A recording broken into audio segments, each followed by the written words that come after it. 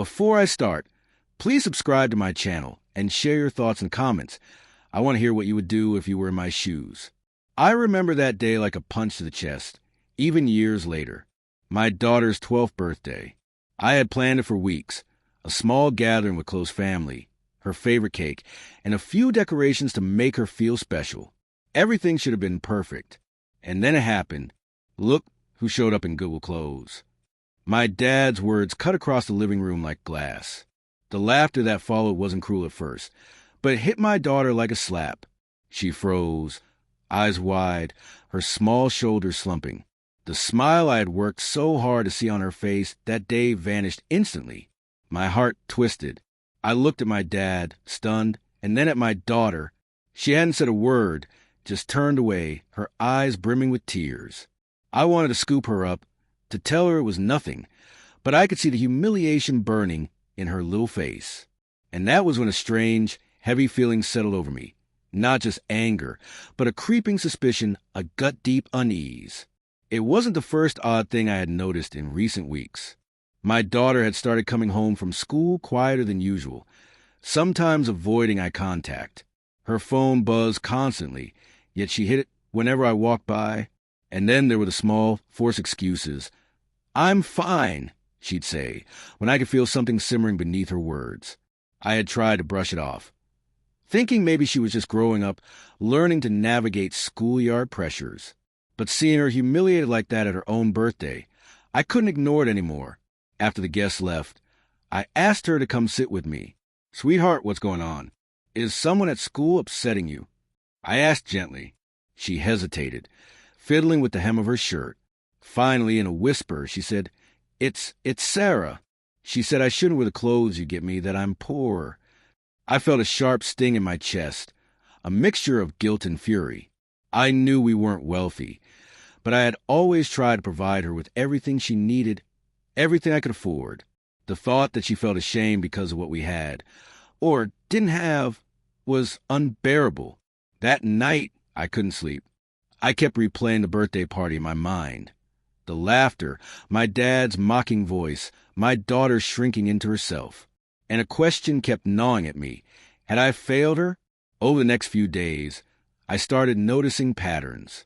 She'd disappear into her room for long stretches, her phone buzzing constantly.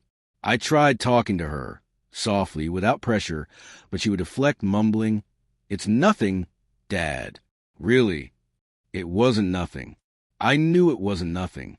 Then one evening I found it, a small notebook she had hidden under her bed.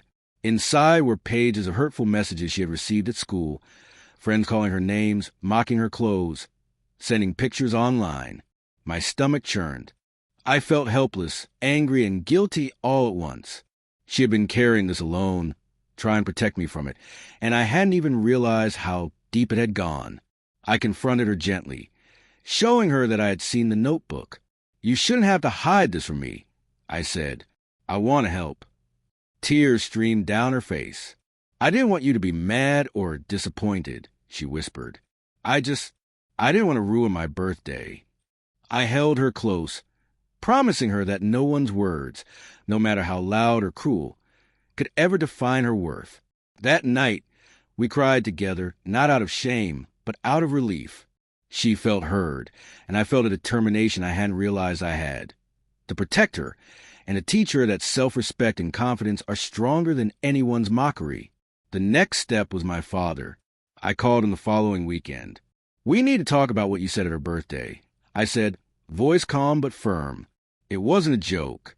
You humiliated her, and it's not acceptable." He was defensive at first. "I was just teasing," he said, shrugging. "It's not a big deal." "No," I replied evenly.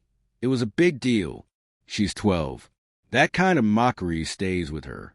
It made her feel ashamed of herself and our family. I won't allow that." I could hear the hesitation in his voice, the realization dawning. I didn't think," he muttered. "I know," I said, "but thinking is enough. You need to understand the impact of your words. And if you can't, then you need to step back from situations like this until you can." It was a quiet but powerful moment, a turning point. My father didn't apologize fully, but the conversation changed something. He became more aware of his words, and I began to see a shift in our dynamic. With my daughter, life slowly returned to normal. I encouraged her to pick her own clothes, to embrace her style, and understand that self-worth isn't dictated by labels, prices, or anyone else's opinion. Her laughter returned, softer at first, then fuller, and I realized something important. Resilience isn't about avoiding humiliation. It's about learning to stand tall in the face of it. Looking back, I see that day, the birthday party, not just as a moment of pain, but as a catalyst. It forced me to confront my own assumptions, to fight for my daughter's confidence, and to reclaim my role as her protector. It reminded me that love isn't just about providing. It's about listening, understanding, and standing up when the world threatens to tear away what's precious. We can't control what others say or do, but we can choose how we respond. That day, I chose my daughter. I chose her self-respect. And in doing so, I reclaimed a part of myself I hadn't realized I had lost.